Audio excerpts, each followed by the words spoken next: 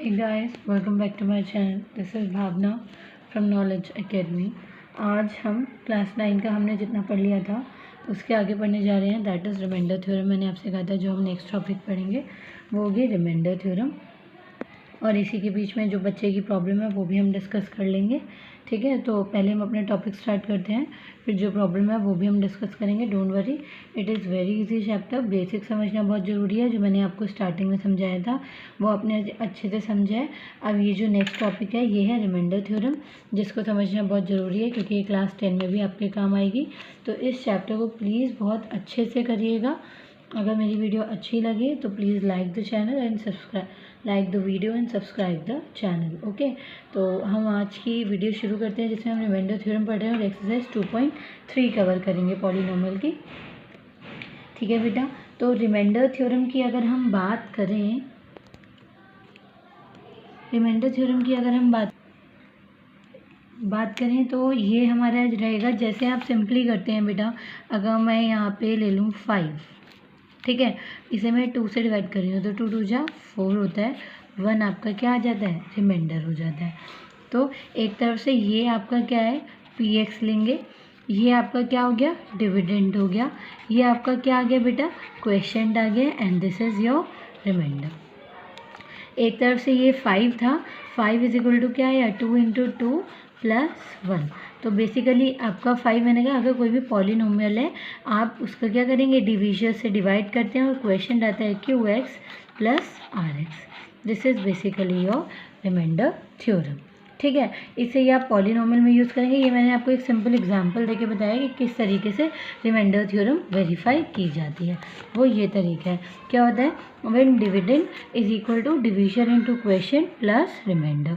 तो यहाँ पे अगर आप इसको सेटिस्फाई कर लेते हैं इसका मतलब आपकी रिमाइंडर थ्योरम वैलिड हो चुकी है इस टॉपिक में.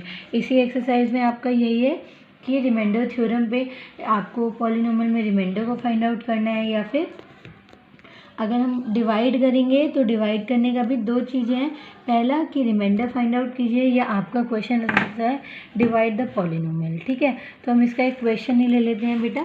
फॉर एग्जांपल आपने एक पॉलिनोमियल ले लिया, मैंने कहा NCERT का ही है ये हमारा क्वेश्चन.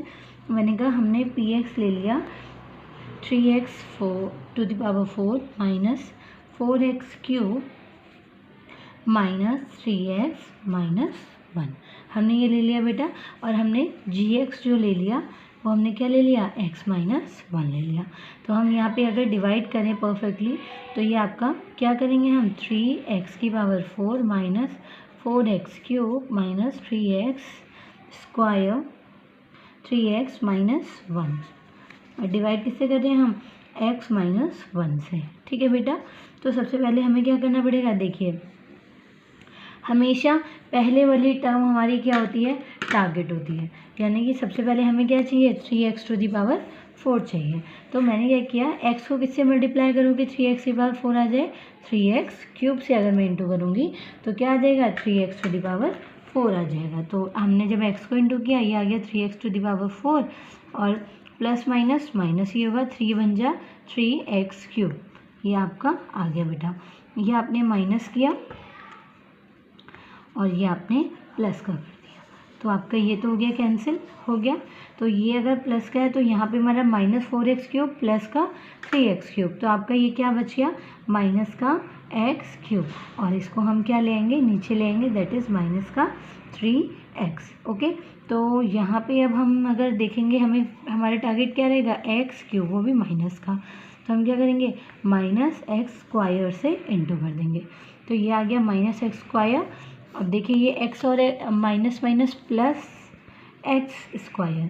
देखिए आप कहेंगे मैंने इसे अलग क्यों लिखा, अलग इससे लिखा क्योंकि हमारा जो यहाँ पे अलजेब्रिक टर्म्स है वो लाइक टर्म्स नहीं है, तो हमेशा हम इसे क्या रखेंगे, साइड में रखेंगे.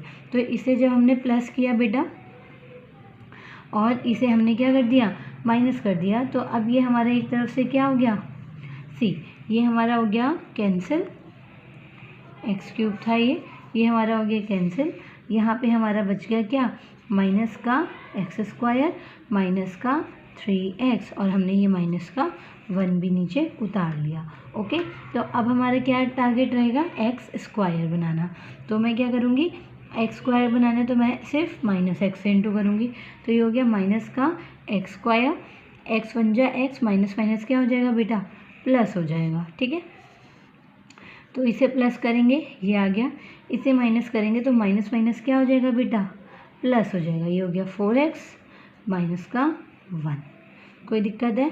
ओके, तो ये आपका हो गया एक तरफ से माइनस का 4x और प्लस का 1, माइनस का ही 1 हो गया आपका। तो अब मैं इसे, मेरा 4x टारगेट रहेगा तो मैं इसे क्या कर देती हूँ, 4 से इंटू कर देती हूँ, -4 से। ठीक है, तो ये आपका हो गया माइनस का 4x माइनस माइनस प्लस का 1। तो ये आपका सॉरी 4 1 जा 4 होता है बेटा, तो ये हो गया प्लस का, ये हो गया कैंसिल, ये माइनस का, तो ये माइनस का 5 आपका क्या आ गया, remainder. Done, this is your division. Division करने के लिए बहुत ध्यान से, बहुत स्लोली, बहुत पोलाइटली आपको ये क्वेश्चन करना पड़ेगा। डिवीजन में एक अगर साइन की गलती हो जाए तो पूरा का पूरा क्वेश्चन गलत हो जाता है। अब अगर आप इसे वेरीफाई करके देखना चाहें तो मैं आपको यहाँ पे वेरीफाई भी करके दिखा देती हूँ। देखिए कैसे है, P X is equal to, मैंने क्या कहा था, G X into Q X plus R X होता है। ठीक है बेटा, सी जी एक्स आपका क्या है, एक्स माइनस 1, और आपका क्यू एक्स कितना है, 3x cube minus x square minus x minus का 4, और रिमाइंडर आपका क्या है, प्लस कर दीजिए माइनस का 5। तो अब देखिए यहाँ पे पहले हम x से इन सबको इंटू कर देते हैं। ये आ गया आपका 3x इंटू 3x क्यूब क्या हो गया, 3x की power 4 minus x into x square कितना हो गया, x का क्यूब, x इंटू एक्स कितना हो गया, माइनस एक्स का स्क्वायर, x इंटू 4 क्या हो गया, -4x।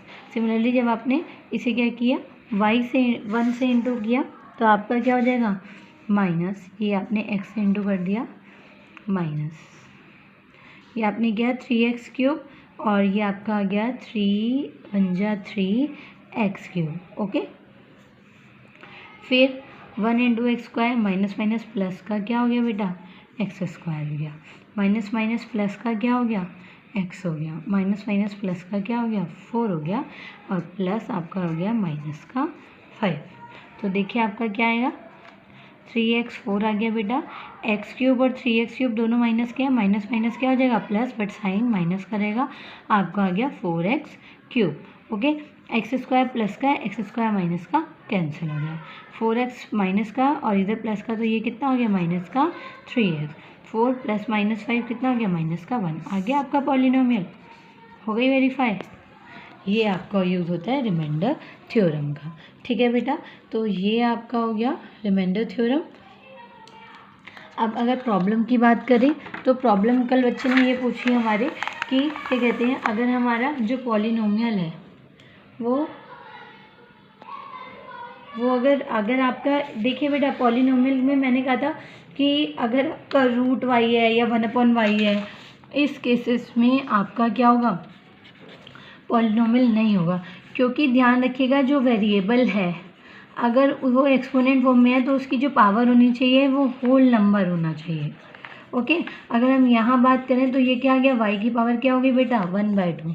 अगर आप 1/y की बात करें तो ये एक तरह से क्या है, y की पावर -1। क्या ये होल नंबर्स हैं, नहीं है। अगर कांस्टेंट की बात करें, कांस्टेंट है वो fix value, that doesn't matter at all, उसकी आपकी वैल्यू आई जाएगी। लेकिन जहाँ वेरिएबल की बात हो रही है तो वहाँ पे जो हमेशा पावर होनी चाहिए वो हमेशा क्या होनी चाहिए, होल नंबर में होनी चाहिए।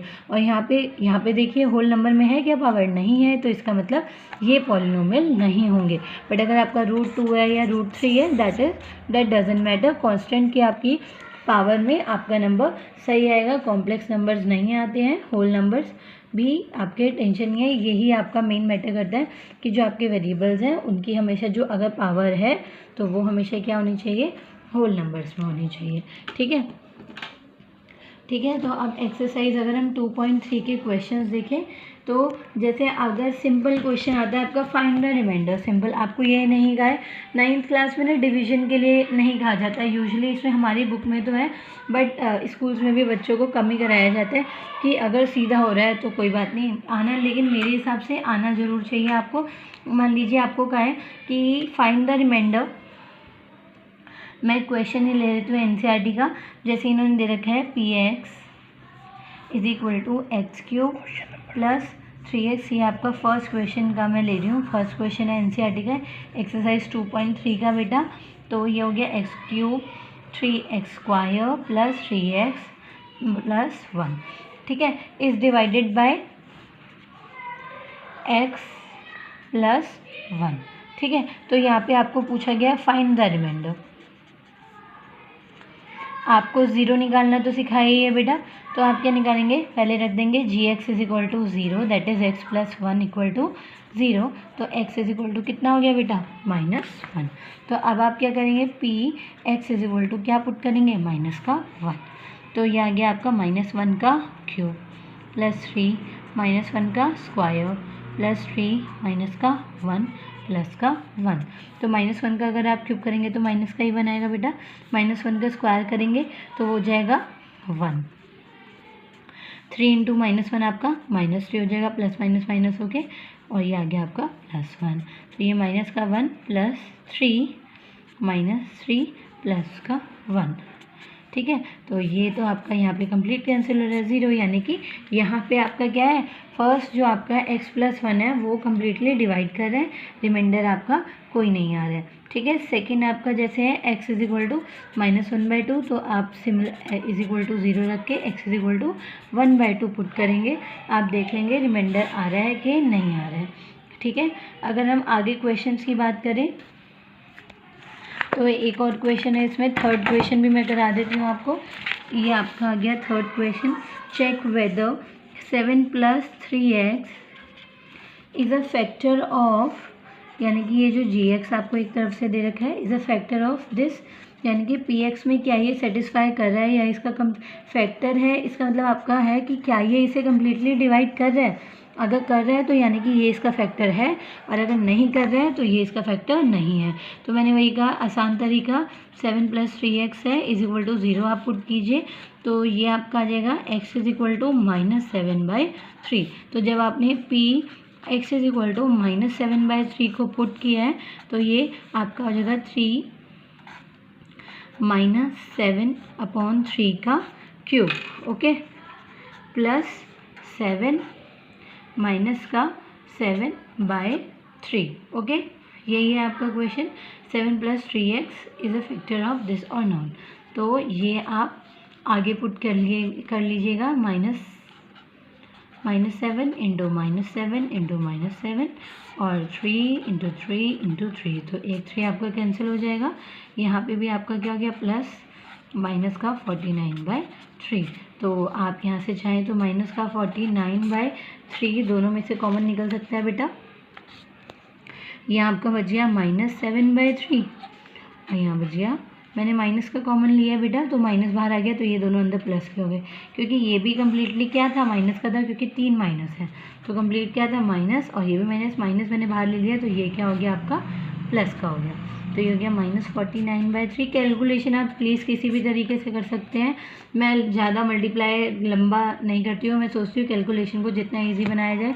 जब हमने ये सब प्रॉपर्टीज़ पढ़ी हैं तो हम इसका यूज़ कब करेंगे आखिर, और जब बच्चे पढ़ते हैं तो ये कहते हैं इसका यूज़ होना कब है, इस टाइम होना है इसका यूज़। ये आप अब आगे सॉल्व कर लीजिएगा, जितना होगा हम कर लेंगे। बाकी आज की वीडियो में इतना ही, बाकी हम कल पढ़ते हैं। बाय।